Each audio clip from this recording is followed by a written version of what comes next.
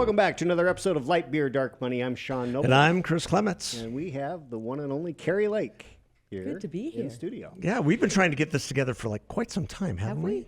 Well, a little bit. It was it's scheduling. Yeah, well, you know what? Maybe will it's just say, us talking when about I it. heard We light talked a lot beer, about it. I thought it was called light beer, dark beer, and then I got served water. I went, oh, I thought this was a beer drinking, competition or something. now you want to go. No, right? no, No, I'm unfortunately glad not. it worked out. I think we had a couple of scheduling conflicts when you're running for office, as both of you know, because you've been politically involved. Scheduling is the hardest thing. There's so much on this. Probably kind of have a pretty busy schedule. And I wanted to do it in person because, it's a lot easier to go, we'll just do it from Zoom, but there's something different about sitting in person with someone. And Yeah. so thank you for accommodating We me. do a lot of Zooms, but they're never as good as when you're here, one-on-one. Yeah. So thank you. agree. Yeah, we appreciate you being on. Thanks for having me. So here we are, because this is going to go out today. So what is it? The 3rd of October. Early ballot starts in a week. Early voting. How you feeling? I actually feel really good about our race because I'm out on the streets every day with the people of Arizona, from Flagstaff to Phoenix, Tucson, Tombstone, Bullhead City to Buckeye, and talk to more Arizonans, I think, than anybody in the state. And the people are really fed up with the direction our country's going. They're excited to vote. I shouldn't say excited. They want to vote right now. They're ready to get out there and vote. They're really worried about the direction our country's going. And it's all the Democrat policies that have got us into this rut and this hole. So I feel really good about it. I know what our internal polling is. The public polls are all over. It's very reminiscent of 2016, which it was like, I remember I was in the media at that time, and the polling showed 98% chance Hillary's going to win, 2% chance for Trump. He was outspent 100, I think by 100. I mean, it was absurd what he was outspent by. So I feel like it's very reminiscent of that. I've been following our daily tracking and our internal polling really closely, and it's actually showing me up a bit. Now, the public polling that I've been trusting has shown it very much kind of a close margin of error polling right now and race, and I'm actually proud of that because you both, as I said, have been in politics. You know how powerful money is, and Ruben Gallego has spent, he and his friends, $75 million so far. Chuck Schumer is dropping at least $5 million a week into this. They're very worried about it. I just got some intel from the Ruben team that they're realizing that all the tens of millions they've spent on the issue of abortion is not working. And now they're trying to, panic and go, what can we do? How can we go after her? We keep hitting her, and it's not bringing her numbers down. So, I think that's an interesting point you make about the abortion issue, and it's one that I have been watching carefully because we have this initiative on the ballot here in Arizona. And what I've concluded, and there's no proof of this, it's just a gut feeling, is that as much as the Democrats have relied on the idea that the abortion issue was going to, sweep them. They were going to win, the state legislative races. They were going to win, the Senate race, all these other things.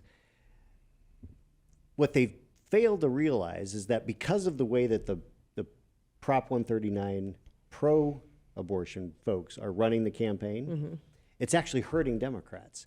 And the way it's doing it is because they say that they are, we have to stop the ban. You have to, prevent the ban. There is no ban. That's right. Abortion is legal up to 15 weeks in Arizona. So they're lying, just bald-faced lying about what the framing of this. Well, the average woman voter who is kind of in the middle probably cares about abortion. They might look at it as reproductive rights or women's health care, but they also are uncomfortable with the general platform of the Democratic Party. And so this initiative gives them permission to vote for the initiative and then vote Republican. Yep. So it's not having the uplift effect for Democrat candidates that they all assumed it was going to have. Oh, I think they misjudged also where the country would be at this time. I don't know if they misjudged or they just didn't realize the economy would be in such a free fall. And I know you can look at some of the stats that Kamala Harris is putting out in her administration. They're trying to bolster it and say everything's looking okay if you look at the numbers. But the real economy that people are feeling right now is painful. It's difficult. And women care about numerous issues, not just one. The Democrats think we only care about one part. And we care deeply about the economy, making sure that we have enough money to give our kids what they need, get by. I'm talking to people. The most heart-wrenching conversation I had recently was with a woman in the West Valley, retiree. She said, I've always been a volunteer. I volunteered for decades. Around the holidays, I would donate food to the food banks. I've actually donated my time at food banks. She said, I've never had to go to a food bank and put my hand out and ask for help. And right now, I'm having to ask for help. So people are struggling with the economy. They're realizing that the border's out of control. We're seeing story after story of migrant crime on American citizens, and we're realizing, why is this even happening? These people should not have been allowed in. We have an orderly form of immigration, which you could argue we need to improve, and that's definitely up for debate, and we probably do need to work on that. But what's happening in the economy, the crime on the streets, what's happening with our kids, if you're a mom out there, even if you're a mom who's pro-choice and you are for having a reasonable abortion plan, you don't like what's happening to your kids in school. Boys competing with our girls in athletics. I mean, there's a lot of things women care about.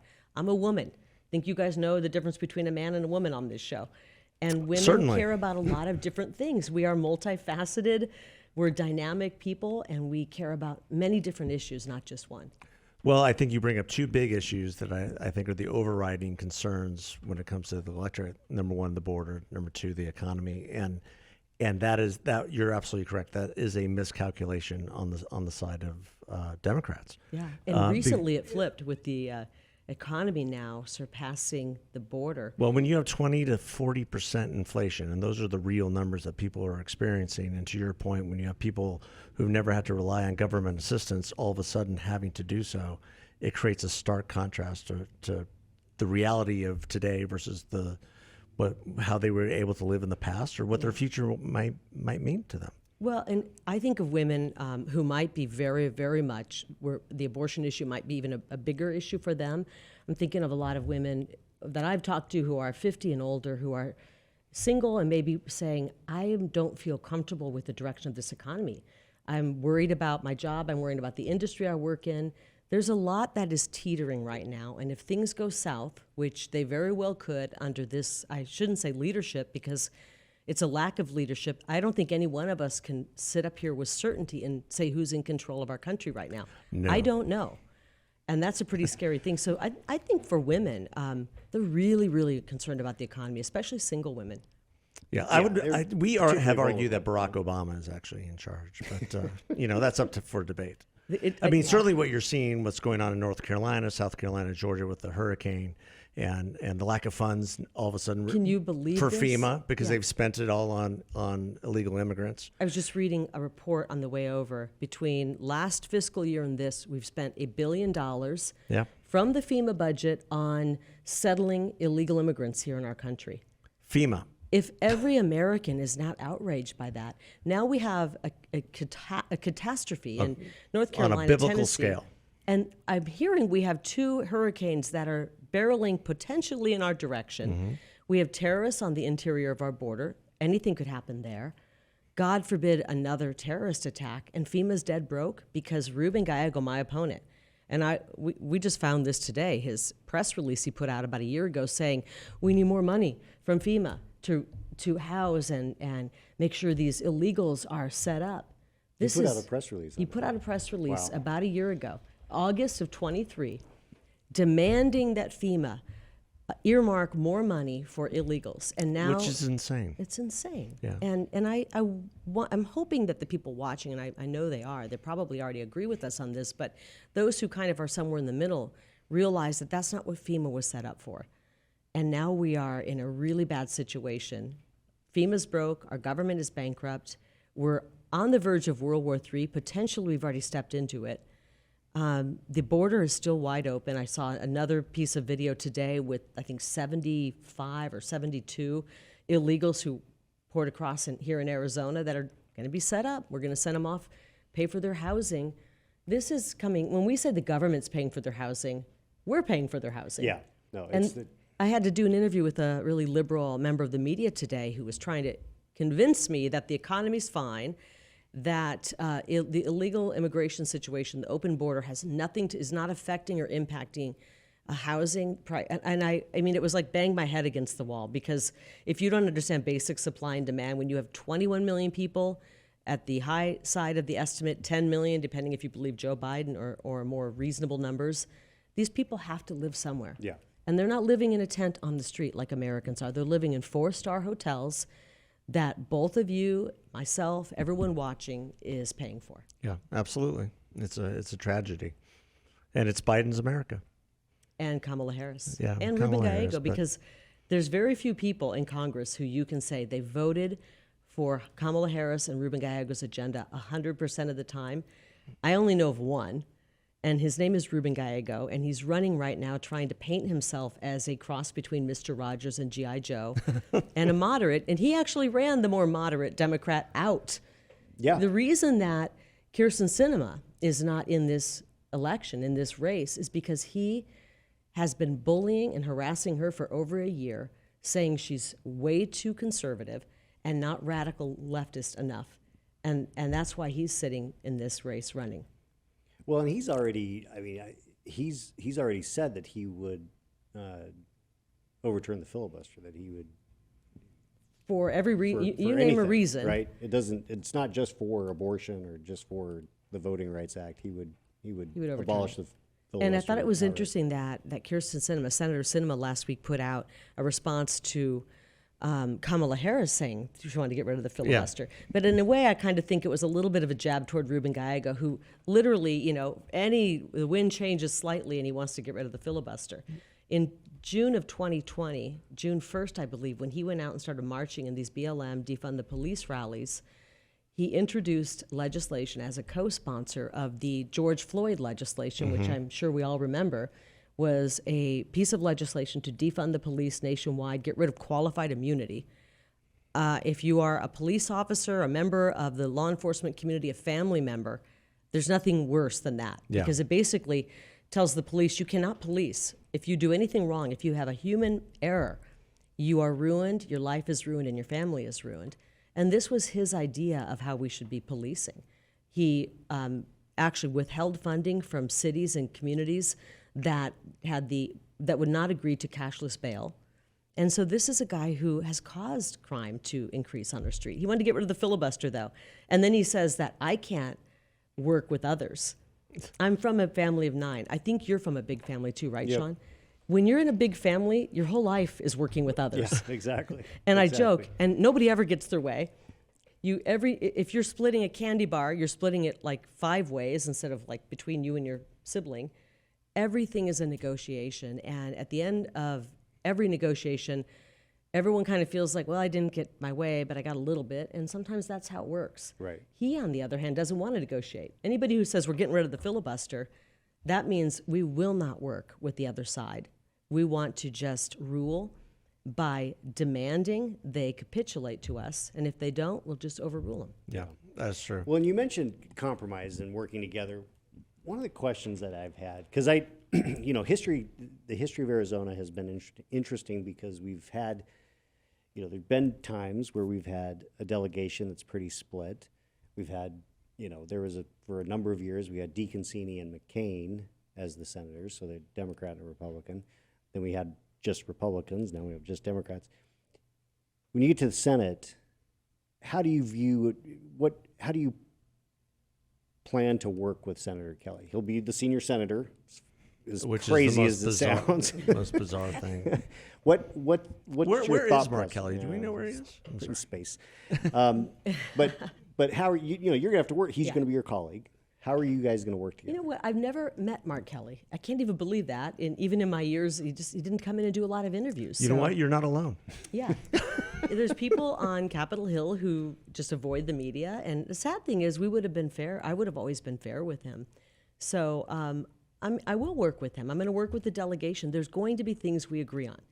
And I don't mean to bring it back to a big family, but in a big family, I think you can, at the end of the day, say we agree on a lot of things, but you might have some disagreements with siblings and you go, okay, we just don't agree on that. So if you're trying to make inroads with a sibling, you don't start with the thing you disagree on. You say, where can we work together on what we agree on? And honestly, at the end of the day, I believe that 80% of America agrees, all of America, for the most part, agrees on about 80% of things. I really think when you pull all of the politicians out of it and you ask Americans, do you want the border to be secure? They say yes. In their heart of hearts. They might not politically want to come out and say that publicly. Do you want to be able to enjoy this beautiful weather we have here in Arizona, be able to take bike rides when it cools down at night, have the kids run around and play in the front yard, and not be worried about crime? Yeah, Democrats, I think, want that as well. And when you ask about war, do you want to start up another war? We've been lied into wars, weapons of mass destruction. $7 trillion, I think that war cost, lasted 20 years. I don't think Americans want to get into another endless war. I'd certainly rather spend a lot more time trying to negotiate ways out of war than into it. So there we go. Big things. And you want a strong economy again, where your dollar goes further rather than it goes now, which is about the dollar under Trump is only worth 75 cents now under this administration. If we start on the things we agree on, there's going to be things Mark Kelly and I agree on. Let's start working on where we agree. And then you build some trust, and then you can start chipping away on the things you disagree on. And I would love nothing more than to negotiate our way through some of these difficult issues that we're going to be facing. However, there are things that are non-negotiable. I'm never, ever going to vote for a piece of legislation that approves underage children to have sex change operations. I just find that absolutely wrong. They need someone to stand up for them. And if I'm not willing to go to D.C., and I'm hoping that there's more people who agree with me than disagree, and say we are not going to sign legislation. We're going to actually sign legislation that protects children so that no adult in their life can talk them into a life-altering surgery that will forever make them a victim of the medical system. Really, they'll be entrapped in all kinds of medical issues. When it comes to border security, how do we compromise on, do we want to secure our border? If you want to compromise on securing our border, you might be compromised. Right. These are issues. Now, how we do it exactly, yeah, we can work on that. The thing I guess I'm trying to say is I've always worked with people. I worked in the media. 95% of the media is leftist or far left or liberal. So every day I had to work with people who politically I most likely disagreed with, but we still put out a product. I tried to make it as fair as I could, and we got through every day and we're friendly. The thing is, what you're hearing about me and what people out there are hearing is just this complete caricature that the media has created, much like they've done with President Trump. I've gotten to know him very well, and he's really one of the most decent individuals I've ever met. Fighting for our country, taking an 8-year smear campaign by the media, a character assassination, and they're doing the same thing to me. And does it suck? Yes. I wish it didn't have to be that way, but thankfully the people of Arizona have woken up and realized, if we hear constant negatives on one person by the media, there's a pretty good chance that person's actually fighting for us, because we see how the media's been lying nonstop. And thank God for shows like this and podcasts and alternative media, which is growing every day. I'm sure your numbers are growing. People want to find other ways to get information because they just don't trust the mainstream media anymore. Yeah, that's for sure. That's true. Now, and they're right not to trust it. Yeah, and we've been not completely cheerleading for you. That's okay. through I'm this. hoping you're going to vote for me. I've endorsed you. Thank you. And of course, Appreciate that. the way I look at it is, it's definitely the Reagan thing. I mean, you would represent pretty close to exactly how I would have my senator vote. So of course I'm going to vote for you, because the alternative is untenable. Well, it's I mean, chaos. it's the same situation with Trump. But we have been critical of you on this podcast. That's So okay. I'm tough. You have had people who have been critical for all kinds of different things. There's a lot of bullshit out there, for sure. One of the things that has lingered is that people tend to think they're a little bit distrustful of people who record everything, and so I want to give you a chance to kind of clear the air as far as why is it that you record so many conversations? Well, I really only record conversations with the media. And even though I trust you guys and I really like you and I appreciate, Sean, your endorsement, every interaction I have with the media I record because I understand how it works.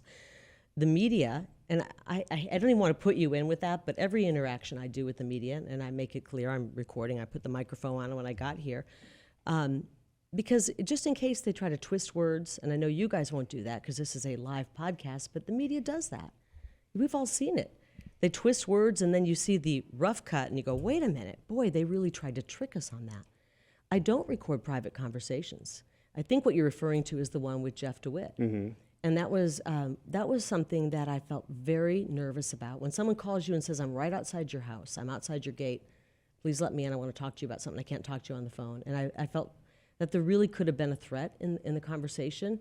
I guess I called it women's intuition. I got that weird feeling, and I said, this is weird. I told him, no, I don't want him to come to the home. I don't have time right now. I was in the middle of something very important. He insisted, he demanded, and I let him in. And so I recorded that, which is not illegal. I understand the laws in Arizona because I worked as a journalist for 30 years, 27 of which was spent here in Arizona, and I felt uncomfortable with the tenor and tone of his conversation, and I'm certainly glad I did. And while some people might feel worried about that and go, why did you do that? I will tell you, the vast majority of people around this country, around the world, I've been around the world, who heard that recording of him trying to bribe me and said, my gosh, thank you for recording that. We thought this kind of stuff was happening. We thought this stuff was happening. We see people get into politics and they change, or people we want to get into politics just disappear. And now we get it. They're bribed, big money from the big guy back east, or I forget what it was, powerful people back east. Last I heard, citizens are allowed to step up and run for office. Ronald Reagan was a classic citizen politician, as is President Trump. I think the best politicians are non-politicians. And so when he tried to bribe me out of running, the funny thing is I never released the audio. I got busy, I just tucked it away, and then something happened about 11 months later. I mentioned it, by the way. I said, they tried to bribe me. Somebody tried to bribe me. You mentioned it at CPAC, I believe. Yeah, I mentioned it right away, and I mentioned it several times. And but was it really a bribe? I mean... Yeah, it was. I think you heard it. I mean, are you comfortable with that kind of thing happening? The way based on what you released, but the way I heard it was he was, I think, genuinely trying to inform you about a discussion that he had and what people were talking about in terms of your candidacy and asking you to step away. Yeah. That's the way I heard it. Based on what you released. Now, I know there's more to it. That's everything pertaining to the bribe, and I was there for it, and it was like, how much will it take? At the very end, name a price. So I'm not comfortable with that. I ignored it. I kind of set it aside, and then when I heard that somebody revealed who it was and said his name, apparently a radio host said who it was, and he started putting out saying, absolutely not true, it wasn't me. I thought, wow, to lie like that, to lie and just lie and lie, I don't want people leading our party like that. The majority of the people that I encounter are really glad that I put that out. It was an insight into how things work in politics, and it's not the right way for politics to work. Now, maybe there's a few people who don't like it, but I'm really glad that I put it out. In hindsight, I don't think we need someone like that running our Republican Party. I think it's time that we have better people running the Republican Party, and I'm really happy with Gina Swoboda, who's been fighting to make sure that we have strong elections that are secure. And thank goodness she understands how it works, because she actually worked in the Secretary of State's office for a number of years. So she really gets the inner workings of how these elections work. So going back to the DeWit thing, I mean, the way I looked at it was, he's the party chairman. His job is to say, okay, what's the best way? Yeah, what's the best way to move forward as a party? And whether, it didn't sound to me like he was saying, I don't think you should run. Although maybe he was. Maybe he did say that. Maybe he thought you should take a break. And, full disclosure, because I've talked about it on this podcast, we had lunch and I told you shouldn't run. Yeah. That was over a year ago. But, so it wasn't like it was out of nowhere. Yeah. But it's like, who would send him to, I don't know. It's just such a You know what's sad about it? thing. Someone said, who do you think the powerful people back east are? And I said, you know what's so sad about that? Our politics have become so rotten, so corrupt, that I racked my brain for many of those months, and I could think of 100 people. Sadly, you'd want to say it's got to be one or two people. There's hundreds of people. Our politics are so rotten. It could have been many people. D.C. does not want outsiders. They've made that abundantly clear with the treatment they're giving President Trump, indicting him 4 times. They've made it abundantly clear. Now, I realize that you guys maybe aren't huge Trump fans, but the American people are. The American people want this country put first. They want America put first. It's more and more clear each and every day that our country is being put last. Oh, I wouldn't say we're not necessarily big Trump fans. I think we call balls and strikes, and we're intellectually honest about the mistakes that he makes. Yeah. And I'm not. I'm sure you're voting for Trump. So it's not really about being Trump fans or not. I mean, Trump was a fan of Jeff DeWit. Yeah. You know, maybe. Well, it might still be. Yeah, it might still be. So Well, I'll leave my opinion out on that one. Well, who knows? I like to keep my what I know private. Will there be a time? I mean, I'm assuming it was not a 10-minute conversation. It was a longer conversation. Is there going to be a time that the whole tape gets released? It really wasn't all that long, and I tried to keep. I mean, pleasantries. Hey, can I get you something to eat? Would you like some crackers? Would you like a cup of coffee? I tried to make sure it was short enough where, you know, if you look at what people listen to online, sometimes you're watching the most interesting interview, and then you look at the analytics on it and you go, nobody watched that past a minute. Yeah.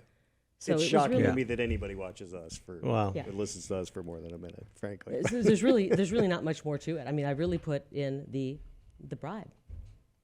So I think there's more. But, you know, you guys obviously aren't happy with it. I will tell you the vast majority of people all over the country, all over Arizona said, thank you. We knew stuff like that was happening. We just never heard it like that. And that's how politics works. I'm new to politics. I don't think that's appropriate. Maybe that's how some people like to have it work. I don't. I think it's wrong, and I'm really, really glad that we have a change and we have a great I think leader. what took us back is that you actually recorded it. And when I listened to the recording, my initial reaction was, okay.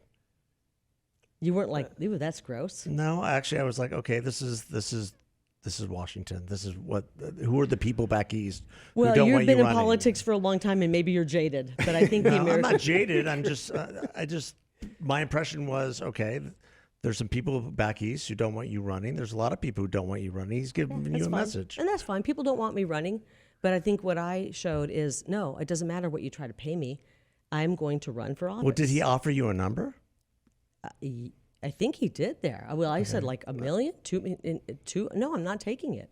And then at the end, he said, I think what he said was, what would it take? Name a price. Well, yeah. Mm-hmm. And I think you said, $1 billion, I wouldn't do it for $1 billion. Yeah. I wouldn't. You're crazy. Well, no, I'm not crazy. I love this country. And guys, we're on a battlefield right now to save our country. There's very little time left to save our country. And we've watched as politicians have surrendered every hill. And I'm standing on the last hill, and I'm not going to surrender. They will have to drag me down. I'm going to fight for the people of Arizona and the people of this country. And we'll see what happens. So what would you say right now? If you tried to bribe me? No. No. What would you say right now, given what you've said about the polling, both externally and internally, is your path to victory? My path to victory is to continue getting out there and talking to the people. We are looking good in our polling. My polling shows me up, and some of the public polling shows me at margin of error. There's been a few outlier polls. This is so typical. If you go back to, I think it was 2016, and you look at what the public polling on all kinds of Republican senators from the people who ran in Indiana, all across the country, and you look at the polling, they were all down going into the election, and they all ended up winning. This is so typical. And I think you guys know it. It's typical the pollsters, they usually go against the Republicans. And in the end, there's no doubt about that. Since 2016, and I want to get the number right, there's been 69 Senate races, I believe, with Trump on the ticket. He won, the Republicans won 68 when they were aligned with Trump. I think only one of them, I think it was Susan Collins, when she pushed back and did not endorse Trump, did they both lose. I have been very much supportive of President Trump because I love his policies. They worked well for my family, for our community, our state, and our country. And I've always been in agreement in how he has led the country and his policies. So I think we're going to stick together on this. He's going to pull out a victory, and we're just a couple points behind him. We're going to close that gap.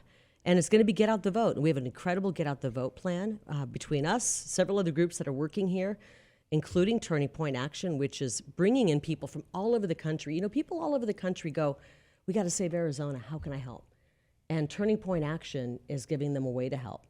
You want to help out? You live in maybe a blue state where you feel like, oh, there's not much I can do right now. I've cast my vote, but what else can I do? Come to Arizona. Turning Point Action will pay for your hotel room for the month of October and chase ballots. What we want to make sure doesn't happen is you get a mail-in ballot, you get a mail-in ballot, people out there get mail-in ballots, and they get buried under bills. God knows everyone has enough bills, and pretty soon the election's upon us, they never get mailed out. We are going to become best friends with everybody who has a mail-in ballot. We're already becoming best friends with them. We're calling them, we're knocking on their doors, and we're going to make sure that ballot gets sent in.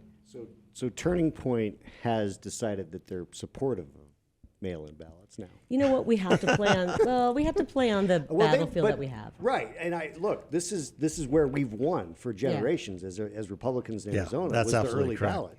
And when Tyler went on this podcast and said, "Oh, we want to turn early voters into election day voters," I just wanted to pull my hair out because that's insane. Well, you can't blame Arizonans and Americans for feeling uncertain about things. The elections have not been run properly. I mean, right now we're watching as people in charge of our elections are going, okay, we've got 100,000 people who the loophole. We don't know if they're citizens. Okay, oops, now we've got 100,000 additional. We don't want those kind of questions. All I will say is I don't want, after any election, 2016, we had a lot of Democrats, including Hillary Clinton, saying the election was stolen. In 2000, with Al Gore and George Bush, we had people fighting over elections. The Democrats are the original election deniers. We of course. don't have to. We don't have to have it this way. We can do better, and I want to push for us to do better. That's all I want. I want the most liberal Democrats' vote to count, and I want the most hardcore conservative and where most of Arizona is, everyone in between, our legal vote to count. What I don't want counting are people pouring in illegally, just lines on the voter rolls with people who don't live here anymore, who passed away, who moved on. I want clean voter rolls, a strong election that the most liberal Democrat says it was fair, and the most hardcore Republican says it was fair. And we can do that. We can aim for a better way to run our elections where we don't have people feeling disenfranchised. Well, and I think that, my take on it is I look at registration numbers is clearly we've cleaned up the rolls. Yeah. Because the numbers are all down.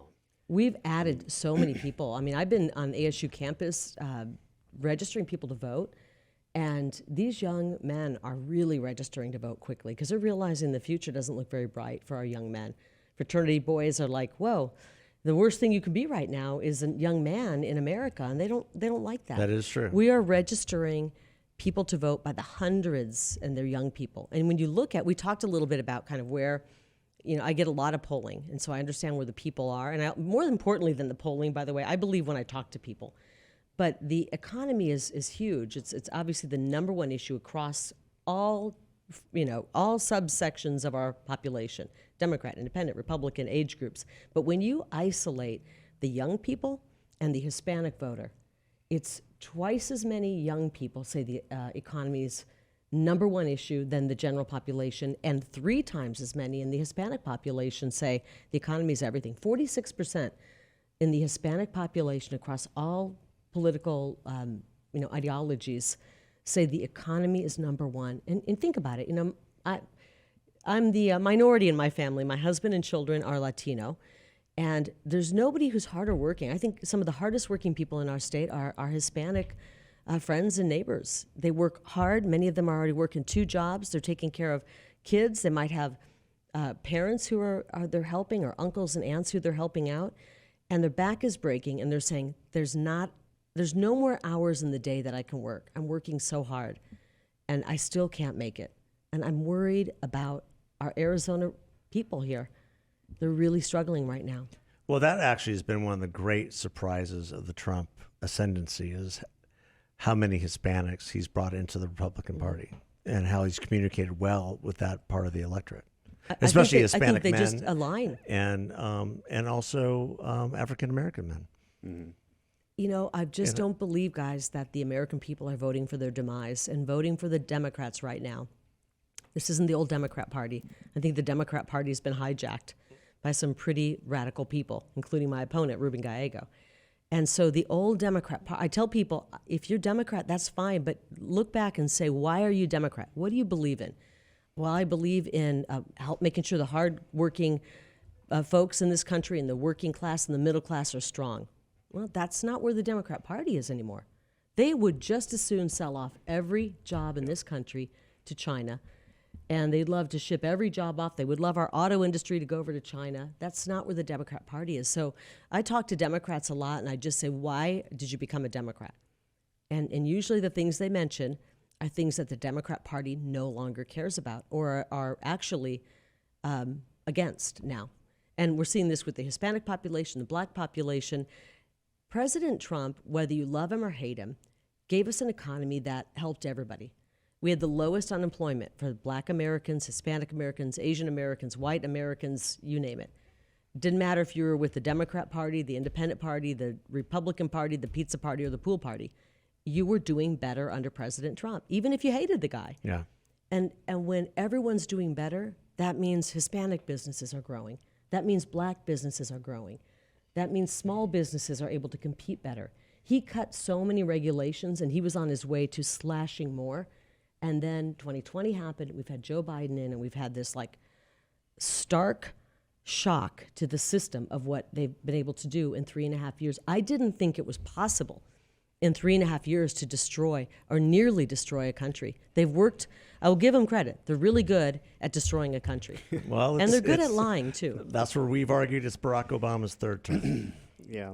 Well, On steroids. Well, Yeah. on steroids, but if you want to look at who's in charge, just look at who's around the current president, and it's Yeah, all and I of think Obama's people. they're protecting the bureaucracy of D.C. Of course. They want the bureaucracy to be strong. And that's the biggest threat to quote unquote the swamp.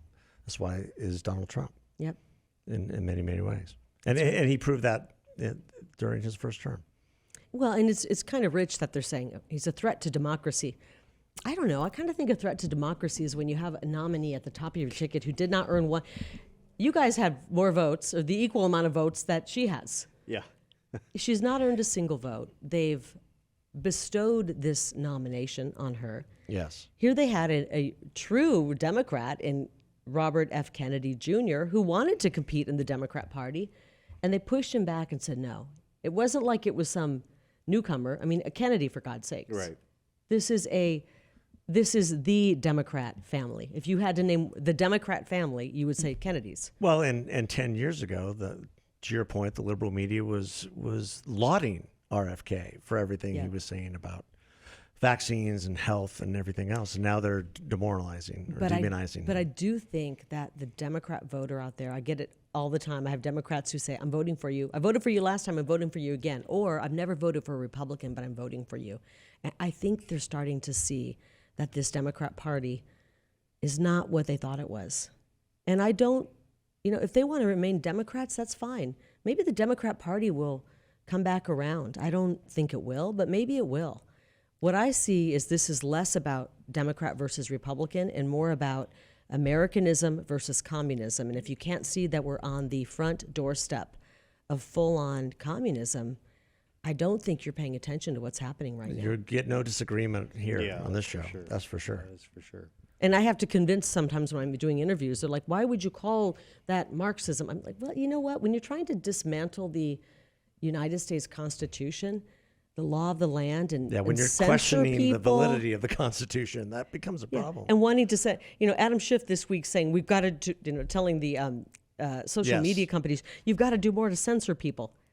And then you have people in the media who are okay with that. I go, just stop for a second. You realize John the First Kerry Amendment, publicly pronouncing on the international stage the First Amendment Amendment's is an problem. impediment to making sure that everybody agrees with our policies towards climate change. Yeah. It's an impediment. We need to do something about it. It's a slippery slope, and I think we're already sliding down it really quickly into a point Well, of I no never return. thought I'd see a Democratic Party that's for outright censorship. Yeah.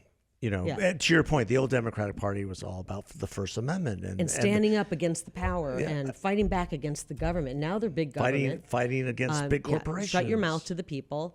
Don't speak. We're going to do gun control. I mean, and the gun control part they've been doing for a long time. But Sure. it's really, I think about that image of Nancy Pelosi ripping up President Trump's speech, and sometimes I think of it as the Constitution. And when Kamala Harris in her myriad of word salad says what can be not what's the word? What can be something unburdened by what has been. I thought about that because it was so important to her that she's memorized it and said it 500 times. And I thought, what can be, which I think is in their case, globalism or communism, unburdened by what has been, which is American history, the truth, and the Constitution. Yeah. I think that was her way of saying what they want. Yeah, that was a very interesting projection on her part. And she is one big word salad sandwich. She's a master chef. Yes, she is. Word salad. For sure. Yeah, that is I've never seen true. someone, by the way, who talks and uses up so much time speaking, because you kind of want to be a little bit short. Sometimes you want to be kind of concise. She talks for a long time, and you sit there and go, and I'm somebody who's a communicator, and I literally go, I don't know what point she got across. She's actually a master at word salad. She is the best filibuster person ever. I mean, who says the least? But says the least. Yeah, says the least. Right. I mean, well, I mean, you can see that in the Oprah interview. I know. Even Oprah was confused. Oprah's like, how do I wrap this up? So I think think we need to ask one last question before, I know we're pressed for time.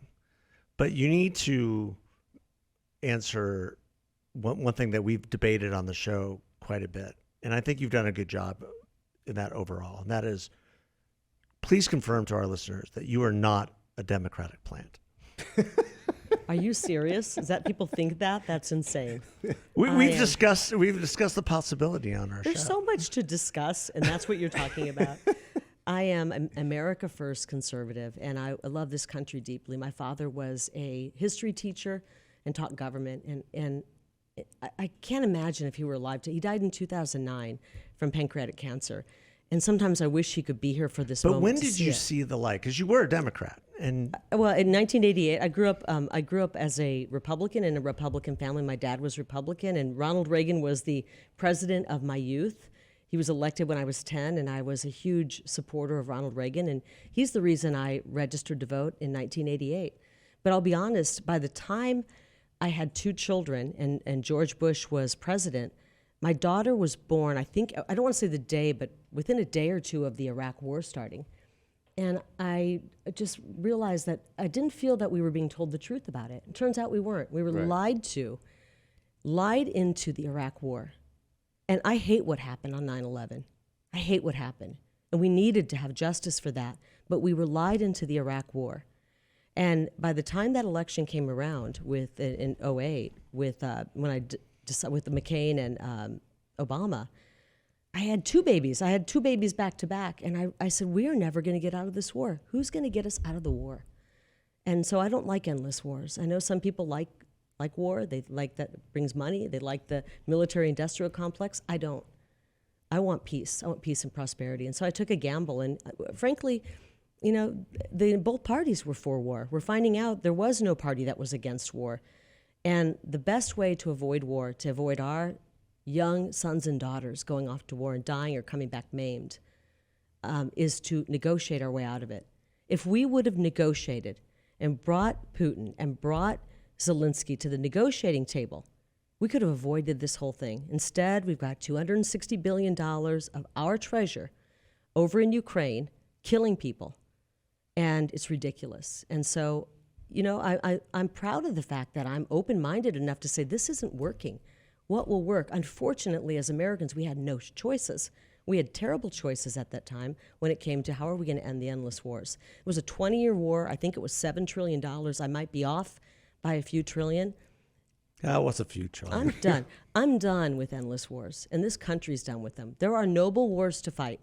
That was not one. We were lied into it. In the meantime, guys, we do have a weapon of mass destruction that's here in our country right now, and it is called fentanyl. And it's being pumped in every day, and our state is the pipeline for fentanyl, and nothing's being done about it. Since Kamala Harris, if you look at the numbers, the averages, since Kamala Harris has taken office and Ruben Gallego has been her rubber stamp, if you look at the averages, we've lost 375,000 young people to fentanyl poisoning. Try to talk to a mother. It's the biggest who comes fear. up to you and grabs you and says, "I don't have my 16-year-old. He died." It's horrible. No, I think for every family, I want you it's to the know biggest real fear. quick, I don't care how you voted in the past. I don't care if you consider yourself a Democrat. The America First Republican Party welcomes you. You are all welcome. If you want secure borders, safe streets, fully funded police, so that when we call 911, we know someone's going to be able to show up.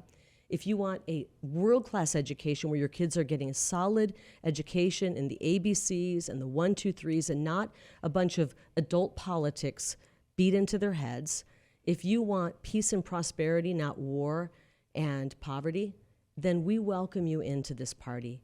I don't care if, like these guys, you've been a Republican forever, or like me, you registered back in 1988, or if you just woke up 3 days ago and said, I can't take this anymore. Yeah. We, in the America First Republican Party, welcome you. This is a big tent party. We can disagree on some things, but I think we as Americans and frankly as Arizonans agree on a vast majority of things. We want politicians who aren't corrupt. We want politicians who are going to go to Washington, D.C. and fight for the people. I'm a fighter. It might offend some people, but I want fighters in Washington, D.C. I want people who can't be bribed, who can't be blackmailed, who can't be bought, and don't care what the fake news media says about them. We've got to stand up right now. We're losing our country. And I fear if this election passes and we don't get out and vote, like our children's lives depend on it, our lives depend on it, that it'll be too far gone. So I thank you guys for having me on today. No, First it's time I great had a having chance to meet you. Yeah. It's been See this guy every fantastic. once in a while. Yeah. But Well, more, he's an institution. he's I been don't around. think so. He's But the more Prince of Dark importantly, Money, for I'm gosh glad sakes. that you gave me a chance to talk to your listeners. I'm sad that I thought it was a beer drinking show. Well, next time. Well, I really did. This would have Next been. I mean, we recorded for the. We don't usually record in the afternoon, so this would have been a good time for you. It guys to would have have some been beer, but- a fantastic time. Well, thank you so much for Thank coming you. on. And I do want to say this. Ask your friends and neighbors. It's time we do start talking about politics. You guys always do that, but just make sure they're registered to vote at their current address. You might be surprised. Some people came over to our office the other day. They saw our bus there. They jumped out. They took pictures. Really like what we're doing. And I said, "You're registered to vote, right?" I don't even know why I asked. It dawned on me to ask, and they both said no. We took them in. We got them registered. We have until October 7th to register. I believe it's the 7th. Is that right? Yeah. Double check if I'm not right. And then ballots hit your mailbox on the 9th. Even if you're not, if you're an election day voter, and I'm more comfortable with that, vote early. Get that ballot sent in. Save us that army of volunteers so that they don't have to knock on your door. You already have best friends, right? Oh, yeah. You want our people to be your best friend, because we will if you don't get that ballot Well, turned in. that's a great point, because there's going to be so much communication. The best way to stop and- getting harassed is to mail that ballot And out. there's so many. If you want to put it that way. I know just what- don't want to be harassed. What we're also learning in this cycle is so many natural constituencies that don't vote. That Well, and of that's conservatism, of the Republican Party, evangelicals who don't vote because they just don't believe that their vote counts. Hunters, Yeah. outdoorsmen who don't Yep. vote just because they don't feel And like their we've vote been counts. working a ground game with all those people outside of, gun stores and gun shops, and we're working on it. Yeah. And the beautiful thing Which is is great. That needs to happen. It's an amazing statistic. Like 40% of evangelical Christians just don't believe in the system. They don't vote. I think a lot of things have happened, though, in the last few years. I mean, Joe Biden declaring Easter Sunday Transgender Awareness Day, that woke a lot of Christians up around the world, around the country. Looking at what's happening with our kiddos, where they want to put them on puberty blockers. Well, which, just the attack on the church, attack on the Catholic Church. yeah. Churches being burned. We've had Brian Birch from Catholic Vote on several times, and just the horror stories that he's telling, amongst right. his constituency. We have to get those people out to vote. Everyone's got to vote. Yeah. Yeah. Well, Well, best thank of you luck, so much. Kari. Thank you, guys, and thank you, Sean, for your support. I know, what I love about it is we are coming together as a country in a bigger way. Obviously, we've got Republicans coming together, but we're seeing a coalescing of independents and Democrats. And I don't even want to call Kamala Harris a Democrat. I think she's beyond that. They have messed things up so badly that they're actually starting to bring Americans together. Yeah. Well, a Vice President word salad will do that, Yep. thankfully. All right. guys. Go to All right. KariLake.com. Thank you. Yeah, thank you for being Thank you, here. Sean. KariLake.com. KariLake.com. Sign up if you could spare $5 or $10. I know we're in Kamala and Ruben's economy. It's tough. If not, I'll take your prayers. I will take your vote. I would appreciate your vote. And if you want to just join us and get involved in helping us knock doors, that would be great too. All right. Well, God bless. Thanks for Thanks, listening. everybody. Likewise, thank you. Take care.